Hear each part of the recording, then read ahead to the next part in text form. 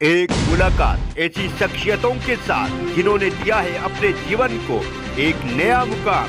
रूबरू कराएंगे ऐसी कुछ हस्तियों के साथ एक खास शख्सियत के साथ मुलाकात। जयदेव पटेल के साथ नंबर 1 इंडिया न्यूज पर रात। नमस्कार दोस्तों, मैं जयदेव पटेल, आपका एक बार फिर स्वागत है एक खास शख्स के साथ मुलाकात प्रोग्राम में।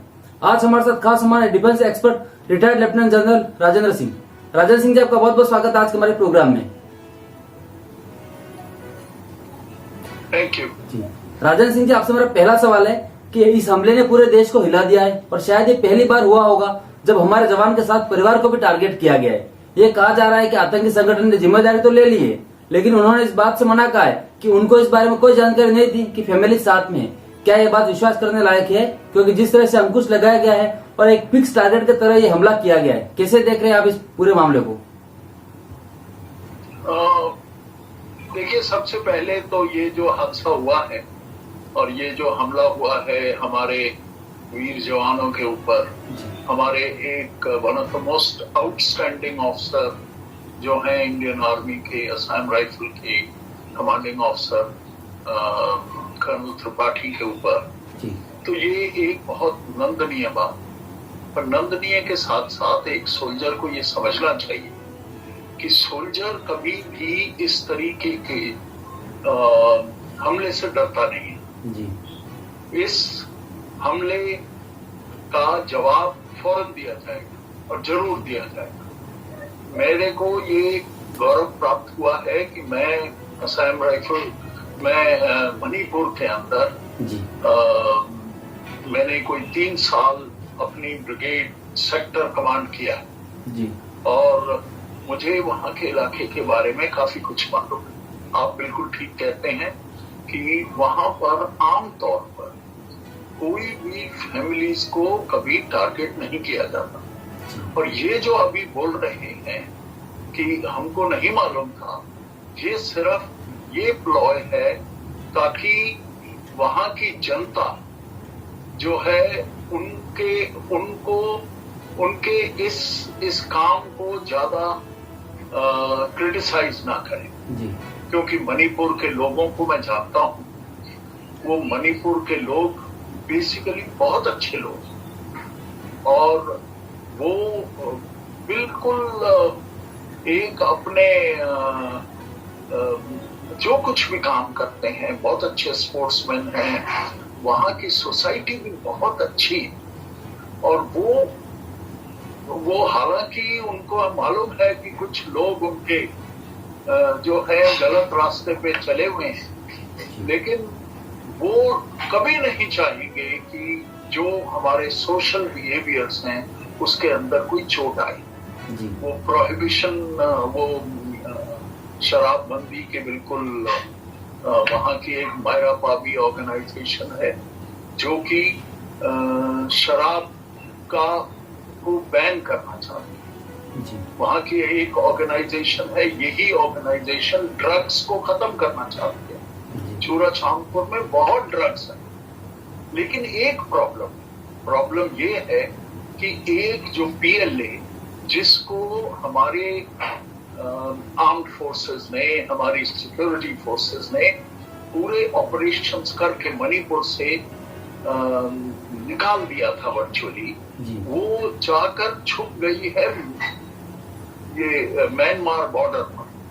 और ये चूरा चांदपुर के ऊपर नॉर्थ में जो बॉर्डर है म्यांमार का, वो एक ऐसी जगह है कि जहां से म्यांमार की आर्मी को भी पहुंचने में काफी मुश्किल होती है। हमने कई साल पहले इस जगह पर हमने रेड्स किए थे, म्यांमार आर्मी के साथ जॉइंट ऑपरेशंस हुए थे और वो काफी सक्सेसफुल हुए थे। और मुझे पूरा यकीन है कि अभी आइंदा से भी हम उस इलाके के अंदर और भी ज्यादा ऑपरेशंस करेंगे। राजेंद्र सिंह जी, 2015 में हमने आखिरी बार एक बड़ा हमला देखा था जब हमारे 20 जवान शहीद हो गए थे। उसके बाद से उग्रवादी संगठनों के साथ शांति वार्ता जारी है, एक तरीके से सीज फायर रहा है और फिर अचानक इतना बड़ा हमला हो जाता है। तो क्या जिस तरह से 2015 में भी एक ऑपरेशन किया गया था, उस ऑपरेशन के तहत आतंकियों के जो कैंप्स थे उस पर एक स्पेसिफिक अटैक इंडियन आर्मी ने किया था, तो क्या उसी स्ट्रेटेजी के तहत अब कदम उठाने की जरूरत है? क्योंकि इस तरीके हमले को बिल्कुल भी हल्के तौर पर तो लिया नहीं जा सकता, बल्कि एक सीख भी देना जरूरी है आतंकियों को। हाँ बिल्कुल, आप ठीक कह रहे हैं। जहां तक मेरा अपना पर्सनल विचार है वो ये है कि हमें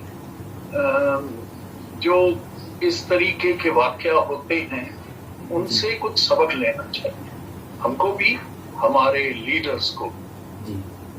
हम मणिपुर के अंदर वहां की जनता, वहां के लीडर्स काफी कॉम्प्लेसेंट हो गए। वो कॉम्प्लेसेंट इसलिए हो गए थे कि वो समझते थे कि अभी इनका सफाया हो चुका है मिलिटेंट्स का, और हमारी पीस वार्ता में बहुत सारे लोगों ने सीज फायर किया है, लेकिन वो नहीं जानते कि बेसिकली ये जो मिलिटेंट ग्रुप्स हैं, खासतौर पे मणिपुर में, ये एक्सटॉर्शन के ग्रुप्स हैं। इनका बड़ा एक रैकेट चलता है जिससे कि वो ट्रेडर्स से, बिजनेसमैन से, कॉन्ट्रैक्टर्स से, और कई लोग तो ये भी कहते हैं कि वो एम्प्लॉयज से, गवर्नमेंट एम्प्लॉयज से भी एक्सटॉर्शन करते हैं मनी का, सेफ्टी मनी लेते हैं। और इन सब को काबू रखने के लिए एक फाइन बैलेंस की जरूरत है। वहां पे अभी पिछले कई साल से हमने armed forces special power act हटा दिया, जिससे हुआ क्या कि आपके ऑपरेशन, सिक्योरिटी फोर्सेस के ऑपरेशंस जो थे, जो कि इस चीज को, इस हालात को कंट्रोल रखने में कामयाब हुए थे, वो बिल्कुल ही बंद हो गए। तो ये वाली चीज को आई थिंक दोबारा देखना पड़ेगा, हमारे लीडर्स को सोचना पड़ेगा, हमारे मिलिट्री के कमांडर्स को भी सोचना पड़ेगा, और सिक्योरिटी फोर्सेस के जो सीनियर ऑफिसर्स हैं उनको भी सोचना पड़ेगा। और आप बिल्कुल ठीक कह रहे हैं, एक बड़े ऑपरेशंस की जरूरत है, और मुझे पूरा यकीन है कि बड़े ऑपरेशंस होंगे। वो किस टाइप के होंगे, क्या होंगे, अभी मैं कुछ नहीं कह सकता, बस हम उधर जमीन पर नहीं है। हमको इस चीज में पूरा यकीन है कि इसका जरूर जवाब दिया जाएगा। जी राजेंद्र सिंह जी, आपसे मेरा क्लोजिंग क्वेश्चन है कि म्यांमार एज ए नेशन आप उसे कैसे इवैल्यूएट करते हैं, क्योंकि अब वहां पर डेमोक्रेसी नहीं है, तो ऐसे में वहां की गवर्नमेंट को ना सिर्फ कॉन्फिडेंस में रहना बल्कि किसी भी ऑपरेशन को अंजाम देना ये कितना चैलेंजिंग है और कितना आसान हमारे लिए।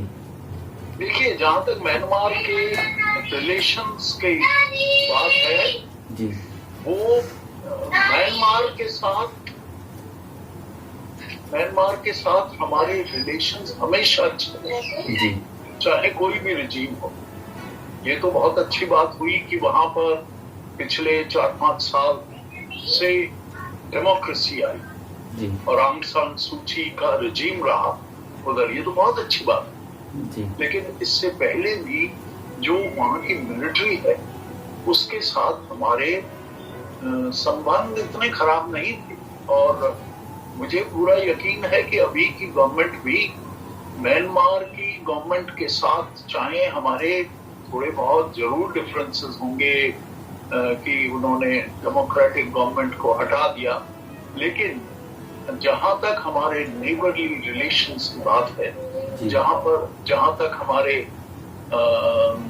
मिलिटेंट्स के खिलाफ ऑपरेशंस की बात है, हमारे मुद्दे एक जैसे हैं। जहां तक म्यांमार का सवाल है, म्यांमार आर्मी भी चाहती है कि इनके जो बॉर्डर्स पर ये मिलिटेंट्स हैं, चाहे वो NSCN खापलांग ग्रुप हो नागालैंड के बॉर्डर में, चाहे वो PLA हो इधर मणिपुर के बॉर्डर पे, इन सबको अच्छे, और मिजोरम के साथ भी जो है जो एक्सट्रीमिस्ट उधर से काम कर रहे हैं, इन सब को कंट्रोल करना जरूरी है, क्योंकि ये अपने आप को रेलेवेंट रखने के लिए वहां के लोकल्स को भी इंसाइट करते हैं, जिसकी वजह से म्यांमार का, वहां की गवर्नमेंट का कंट्रोल इस इलाके पे कम हो जाता है। तो इसलिए मुझे पूरा यकीन है कि अभी भी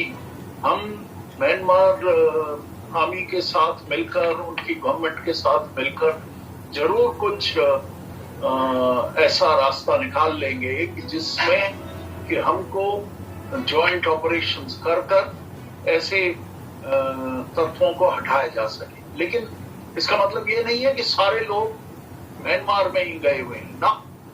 बहुत सारे लोग, जैसा मैंने आपको बताया, ये तो एक्सटॉर्शन करते हैं जी। इम्फाल की सड़कों में घूमते हैं, ये तो चूरा चांदपुर में है, ये बिशनपुर में है, ये हर जगह है, ये उखरूल में है। तो ये इन लोगों को कंट्रोल करना, इन लोगों के अंदर ये भय पैदा करना, और कि तुम भाई रूल ऑफ लॉ पे चलो, एक ऐसी जिंदगी गुजारो जो कि कानून के साथ हो जी, कानून के बरखिलाफ ना हो जी। तो उसके लिए हमको एक अच्छा बैलेंस, उनको अपॉर्चुनिटी दी जाए डेवलपमेंट के लिए, वहां पे पूरे इलाके का डेवलपमेंट अच्छा हो, जो कि हो भी रहा है जी। लेकिन उसके साथ साथ जो मिलिटेंट्स हैं उनके खिलाफ अच्छी तरीके से काम किया जा सके। राजेश सिंह जी, आपने समय दिया उसके लिए आपका बहुत बहुत धन्यवाद। Thank you.